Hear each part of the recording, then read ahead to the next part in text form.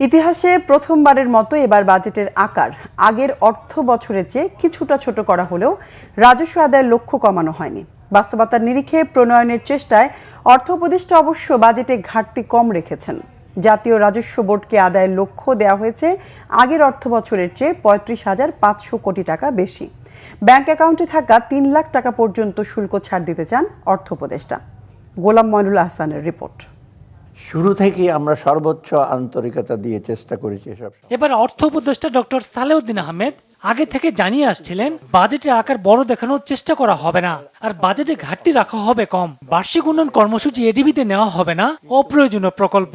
একই সাথে রাষ্ট্রীয় ব্যয় করা হবে যুক্তিকরণ। এরপর অর্থের সংস্থানে বড় অঙ্কের রাজস্ব আদায়ের পরিকল্পনার দিকে হাঁটতে হচ্ছে অর্থ উপদেষ্টাকে। কর ন্যায্যতা প্রতিষ্ঠায় অর্থ দেশীয় উচ্চ বৈদেশিক অনুদান মিলে এবার ৫,৬৯,০০০ কোটি টাকা পেতে যায় অন্তর্বর্তী সরকার। এতে রাজস্ব আয় ধরা হয়েছে ৫,৬৪,০০০ কোটি টাকা।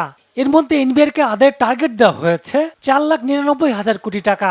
বাকি অর্থ এনবিআর বহির্ভূত কর থেকে ১৯,০০০ কোটি টাকা ও ৪৬,০০০ কোটি টাকা অর্থ উপদেষ্টা পেতে চান কর বহির্ভূত উৎস থেকে। করের বাইরে ৫,০০০ কোটি টাকা হিসাব করা হয়েছে বৈদেশিক অনুদান থেকে। অনুদান বাদে বাজেটে ঘাটতি ধরা হয়েছে ৩.৬%, যার টাকার অঙ্কে দাঁড়ায় ২,২৬,০০০ কোটি টাকা। ঘাটতির সবচেয়ে বড় অংশ ১,৩৫,০০০ কোটি টাকা নেওয়ার পরিকল্পনা বৈদেশিক ঋণ থেকে। বাকিটা নেওয়া হবে অভ্যন্তরীণ ঋণ থেকে, যার পরিমাণ ১,২৫,০০০ কোটি টাকা। ব্যাংক খাতের দুর্দশার কারণে এবার ব্যাংক ব্যবস্থা থেকে খুব বেশি ঋণ নিতে চায় না সরকার। এরপরও ব্যাংক থেকে নেওয়ার পরিকল্পনা ১,০৪,০০০ কোটি টাকা, আর সঞ্চয়পত্র থেকে সরকার নিতে চায় ১২,৫০০ কোটি টাকা। শতাংশের হিসেবে সবচেয়ে বেশি অর্থ পাওয়ার লক্ষ্য ভ্যাট থেকে, যা ৩৭.৮%, আয়কর থেকে ৩৬.৫%। এছাড়া আমদানি শুল্ক ও সম্পর্ক শুল্ক থেকে যথাক্রমে ১৩.৭% ও ১০.৩% নেওয়ার টার্গেট করা হয়েছে। ভ্যাট থেকে অর্থ পাওয়ার লক্ষ্য ১,৮৮,৫১৮ কোটি টাকা, আয়কর থেকে ১,৮২,০০১ কোটি টাকা।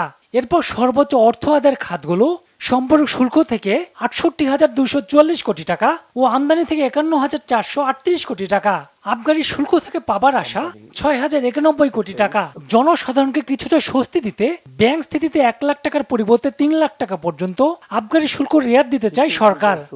পুঁজিবাজারে মার্চেন্ট ব্যাংকের কর হার ৩৭.৫% থেকে নামিয়ে ২৭.৫% করার প্রস্তাব দেওয়া হয়েছে। তালিকাভুক্ত হতে উৎসাহিত করার উদ্দেশ্যে লিস্টেড এবং নন লিস্টেড কোম্পানির কর হারের ব্যবধান ৫% থেকে বাড়িয়ে ৭.৫% করা হয়েছে।